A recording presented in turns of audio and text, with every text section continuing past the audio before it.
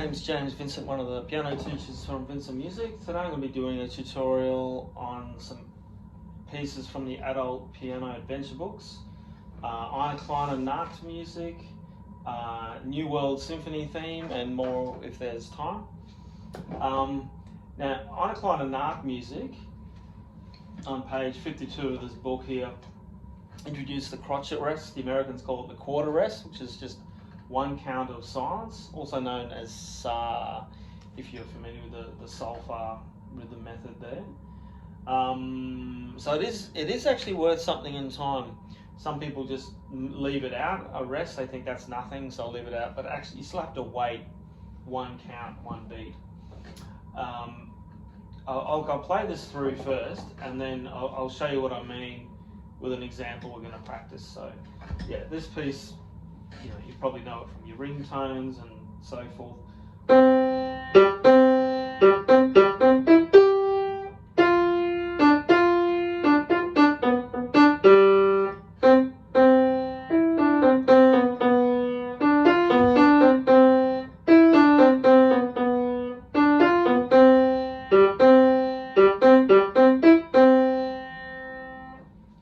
Right, and so if you look at bar 9 to bar 12, there's a series of notes and rests here that often trip people up. So I'm just going to take you through a breakdown of ways we can approach the rhythm and then the practice approach of getting it all together. So at this stage, when you're doing your own practice, it's, working on 3 things is probably a good idea.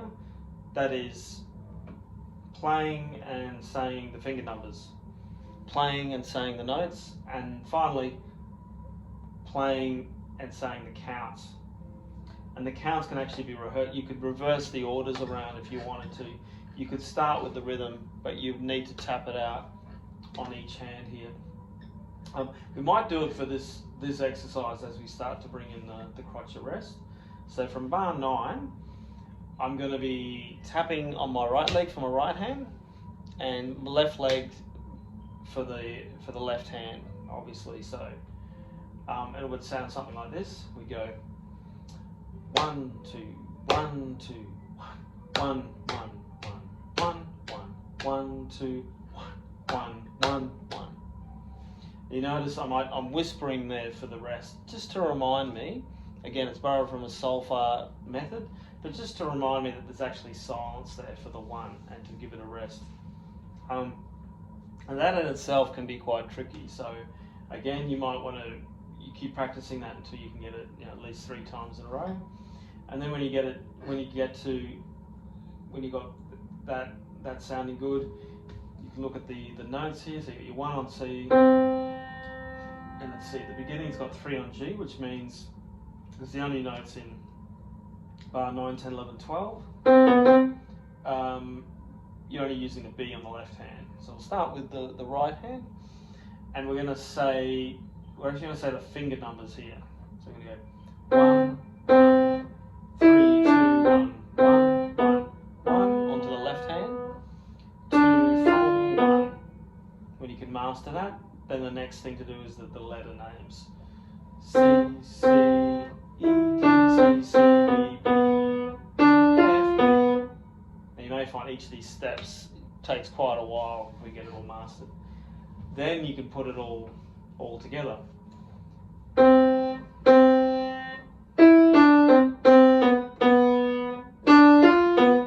Well, in fact, the only thing we haven't done yet is the counting and playing, because the counting and tapping we did separately. Let's try it with the playing. 1 2 1 2 1 1 1 1 1 2 1 1 1. And look, that's a section that's worth practicing. Also the next line from bar 13 onwards.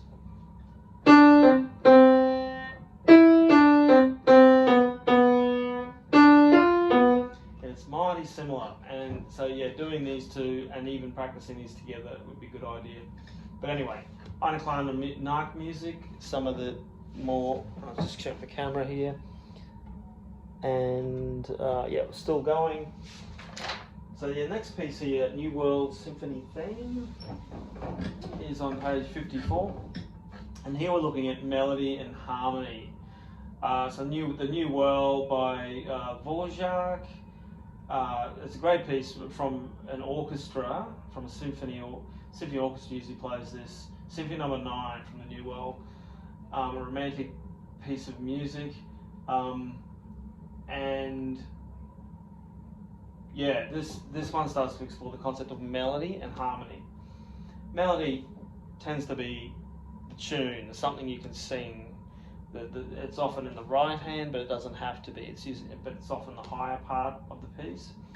The harmony is the supporting notes, often in the form of chord or other instruments, to give it a sort of a. They're often sustained.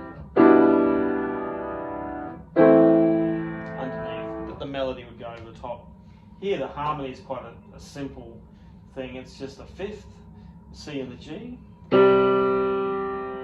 It's going to be underneath this, and I'll play it for you, and I'll play it at a much faster speed, which is normally the speed you get it at in the original, the orchestral version. So it will be.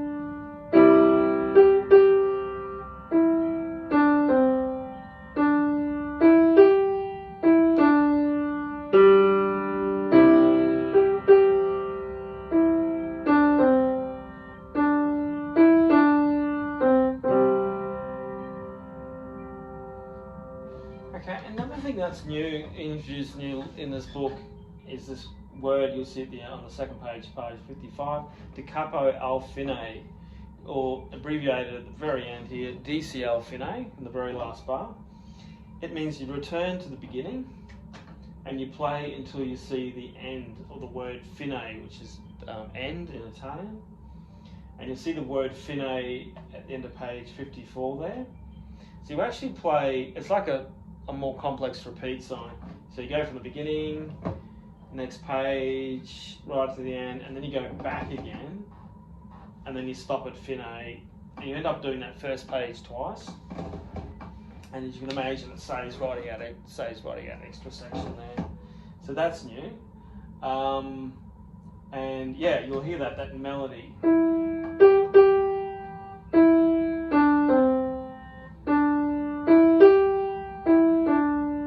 Supported by this left-hand harmony. It's quite a long one too. You'll see those first 4 bars is just C and G held over by ties. So that's like a 16 count note that's held across there. And yeah, you just need to watch that pedal comes up. Bar 5, 6, 7, 7, 8. Bar 7 and 8 it can trick people sometimes. So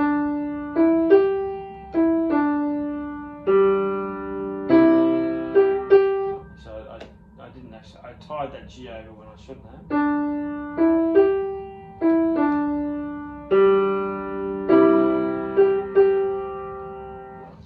And that lower G in the left hand is more like a harmony, again supporting that melody. It's almost like a little kind of instrumental interlude just for a bar, if you could call it something in a simple way.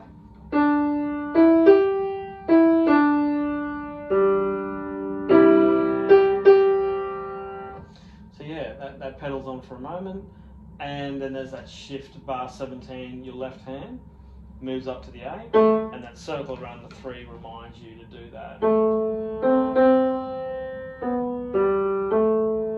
I don't think challenging about this piece is the way it's written. You know, they're trying to be simple about it, and which is all good, but it can be quite hard to feel when you're going so slow. Because when you start a piece like this, you know, 1, 2, 3, 4 tends to be more like 1, 2, 3, 4, 1, 2, 3. I can feel quite laboured. 1, 2, 3. That's a good way to practice at the beginning, but you'll quickly want to move in a place where you can speed it up, because it makes much more musical sense.